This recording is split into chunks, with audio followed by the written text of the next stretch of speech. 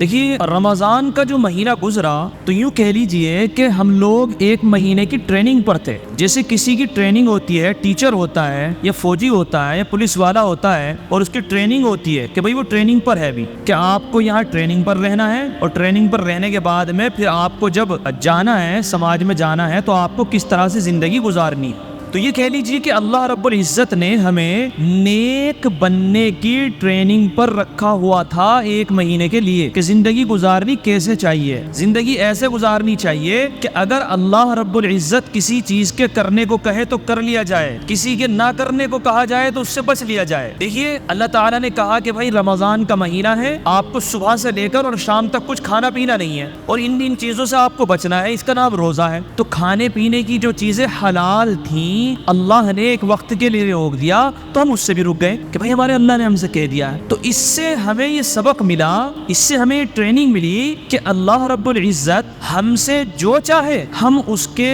کام کرنے کے لیے ہر وقت تیار ہیں. جب اللہ نے حلال سے رکنے کے لیے کہا کہ اتنے وقت رک جاؤ, حلال مت کھانا, افطار کا جب وقت ہو تب کھانا, ہم رک گئے, اللہ ہمیں منظور ہے, آپ نے کہا ہے. تو اللہ رب العزت اگر حرام کھانے سے منع کرے تو حرام کھانے سے ہمیں بچنا ہے. یہ مشق ہمیں رمضان کے مہینے میں گویا کہ اللہ کی طرف سے کرائی جاتی ہے. لہٰذا بھائی اب پورے سال ہم لوگوں کو حرام سے کھانے سے بچنے کے لیے تیار ہو جانا چاہیے. اللہ رب العزت نے عبادتیں بڑھا دی, نوافل کا اہتمام کرنے کو فرائض کے برابر کہہ دیا, ثواب بڑھا دیا, ثواب زیادہ ہو جائے گا. تو آپ نے دیکھا ہوگا کہ ہم لوگ رمضان میں عبادت بھی کچھ زیادہ کر لیتے ہیں. تو گویا کہ اللہ نے ہمیں مشق کرائی کہ تمہیں 11 مہینے اسی طریقے سے اللہ کی عبادت میں زندگی گزارنی ہے. تو اب ہمیں چاہیے کہ جس طرح ہم رمضان میں عبادتیں کر رہے تھے, سنتوں کا اہتمام کر رہے تھے, مسجد میں جلدی آ رہے تھے, تو اسی طریقے سے اب ہمیں 11 مہینے بھی مسجدوں میں آنے کا اہتمام کرنا. سمجھ رہے بھائی؟ اسی طریقے سے جو ہم تلاوت کا معمول بنائے ہوئے تھے, تو ایسا نہیں کہ پر رمضان گیا تو چل سب ایک طرف, اب دیکھا جائے گا اگلے سال جو ہوگا. اب تو پورے سال 11 مہینے جو ہے موج کرنی, مستی کرنی, عبادت کی چھٹی, قرآن رکھا گیا, اب اٹھا کے دیکھیں گے اسے اگلے سال. اب تو کھانا ہے, کمانا ہے, شادی کرنی ہے, موج مستی کرنی ہے, گھومنا ہے. یہ زندگی نہیں ہے. اللہ نے رمضان اس لیے نہیں دیا ہے کہ ایک مہینہ آیا اس میں عبادت کر لینا اور 11 مہینے پھر مستی کرتے پھرنا.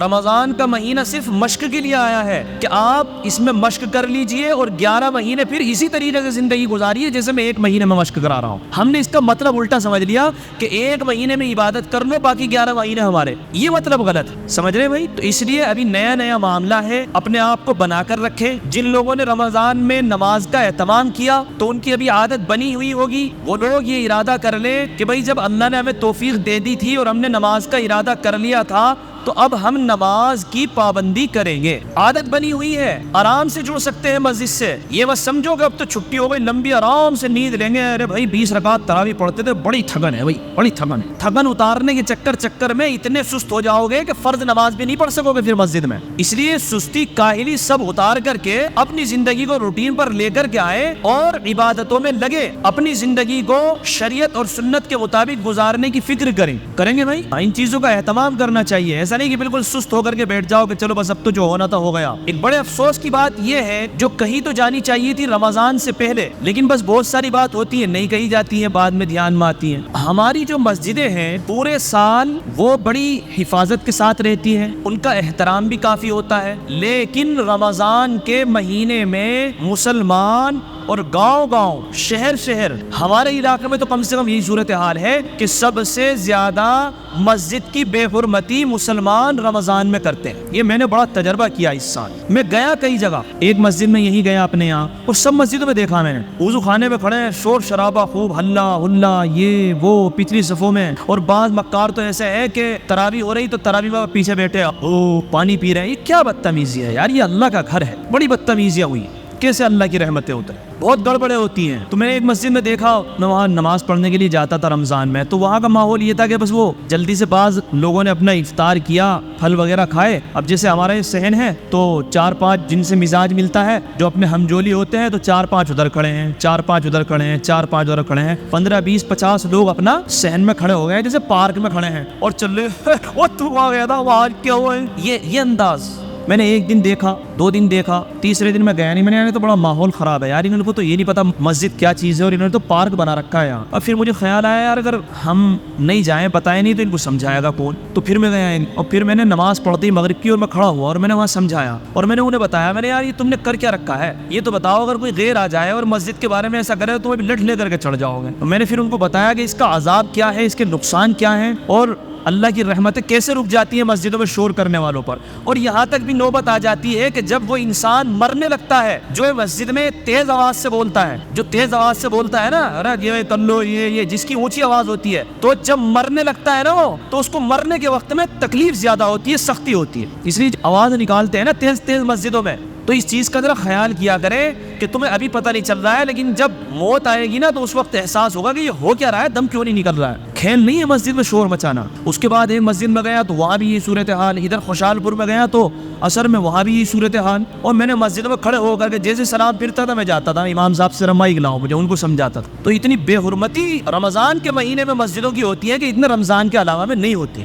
وجہ اس کی یہ ہوتی ہے کہ یہ سب نئے نئے لوگ آتے ہیں اور انہوں نے ماحول خراب کر رکھا ہے مسجدوں کا. صحیح بات اگر بتاؤ نا، صحیح بات یہ ہے کہ ایسے لوگ مسجد میں نہ آئے تو اچھا ہے. ایسے نمازیوں کی کوئی ضرورت نہیں ہے. جو اللہ کے گھر میں آ کے شور مچائیں، اللہ کے گھر کی بے حرمتی کریں، تو اس سے تو جو اور نماز پڑھنے والے ہیں تو اللہ تعالیٰ کی رحمت ان پہ بھی اترنے والی ہوتی ہے نا، تو وہ بھی ہٹ جاتی ہے. تو اس سے اچھی بات تو یہ ہے کہ ایسے لوگ مسجد میں نہ آئے، چاہے بھائی 5 لوگ آ جائیں لیکن وہ اللہ کی فرما برداری والے تو آئیں. آ گئے 50 لوگ اور کر رہے ہیں شور شرابہ تو کوئی فائدہ ہی نہیں ہے. اس لیے ایسے لوگ تو اپنے گھروں میں پڑھ لیا کریں، مسجدوں میں نہیں آنا چاہیے ایسے لوگوں کو جو اللہ کے گھر میں بھی آ کر کے جو شور شرابہ کرتے ہیں. پتہ نہیں کیسا ایمان ہے، اللہ کے گھر میں آ کے مذاق کر رہے ہیں. تو یہ سب چیزیں بڑی گڑبڑ ہوتی ہیں مسجدوں کے اندر، یہ نہیں ہونا چاہیے. اللہ کے گھر کا احترام ہونا چاہیے رمضان میں بھی، رمضان کے علاوہ میں بھی. اور مسجد کے اندر تو تیز آواز ہونی نہیں چاہیے، آواز بلند ہونی نہیں چاہیے. یہ اللہ کے گھر کا احترام ہے. یہاں تو خاموشی ہونی چاہیے، سائلنٹ ہونا چاہیے. سب بندے بیٹھے تو انہیں سکون محسوس ہونا چاہیے. ان چیزوں کا ہمیں خیال کرنا چاہیے. بہرحال یہ رمضان گزرا ہے، اپنے آپ کو عبادت میں لگا کر کے رکھیں، اپنے آپ کو نیک بنانے کی فکریں کریں. ایک اہم اعلان اور بات یہ ہے کہ ہمارے ہندوستان کے اندر یہ سب سے بڑا الیکشن کا وقت ہے اور یہ کوئی کھیل نہیں ہے. یہ الیکشن کوئی کھیل نہیں ہے. صاحب آپ نے ممبری کا الیکشن لڑ لیا اور ممبر صاحب کے 2 چاہنے والے ہو گئے اور چیئرمین صاحب کے الگ چاہنے والے ہو گئے اور فلاں برادری کے ان کے ساتھ ہو گئے. یہ ایسا الیکشن نہیں ہے، یہ کھیل نہیں ہے. بڑی سنجیدگی اور سوچ بوجھ کے ساتھ سوچ کر کے چلنے کا یہ الیکشن ہے. یہ سمجھ لیجئے کہ پورے ملک کا نظام، یہ کہہ لیجئے کہ میری مسجد کا نظام، میرے مدرسے کا نظام، میرے کاروبار کا نظام، ہندوستان کی پوری جو چیزیں ہیں ان کا نظام، گویا کہ وہ اب ہم لوگ چننے جا رہے ہیں کہ اس کو اچھے لوگ چلائیں گے. یہ بالکل ایک دم ہلکے میں لینے کی ضرورت نہیں ہے. بہت توجہ کے ساتھ، بہت توجہ کے ساتھ میں، بہت سوچ بوجھ کے ساتھ میں ہم لوگوں کو اس الیکشن میں شور شرابہ نہ ہو. اپنا جو حق ہمیں ہندوستانی قانون کے مطابق ملا ہوا ہے ووٹ ڈالنے کا، اس کا ضرور استعمال کرنا چاہیے. ایک بڑی سوچ یہ بنی ہوئی ہے، اب ہمیں کیا لینا دینا، ہمیں دینا آ رہا کیا کوئی نیتا ہے جو کھڑا، ہمیں کیا پتا ہمارے کون سے ان سے کام پڑ رہے ہیں. یہ سوچ غلط ہے. یہ تمہارا حق ہے، تمہارا ایک ووٹ تمہارا حق ہے کہ تم ایک ووٹ سے اگر کسی اچھے انسان کو سمجھ کر کے اسے ووٹ ڈال رہے ہو تو اس کے مقابلے میں تم کسی خراب انسان کو ہٹا سکتے ہو. اگر خراب انسان تمہارے ووٹ نہ ڈالنے کی وجہ سے آ جائے اور پھر وہ لوگوں پہ ظلم کرے تو اس کے ذمہ دار آپ ہوں گے.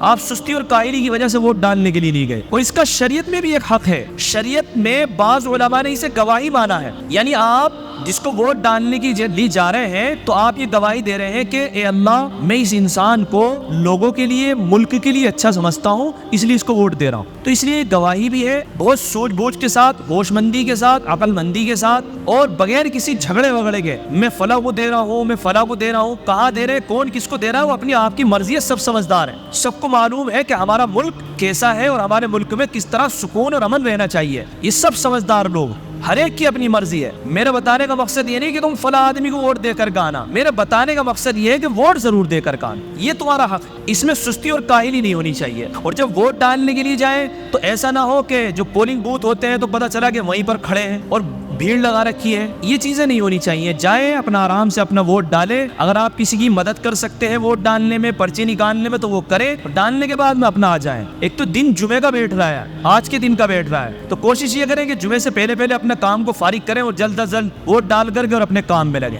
زیادہ اس پہ گفتگو نہ ہو، زیادہ بات چیت نہ ہو اور چوراہوں پر کھڑے نہ ہو اور ادھر ادھر کھڑے نہ ہو. اس کے بارے میں کوئی بات کرنے کی ضرورت نہیں ہے. ہمارا حق اتنا ہے کہ ہم ووٹ کسی کو ڈالیں اور آ جائیں اپنے کام میں لگیں.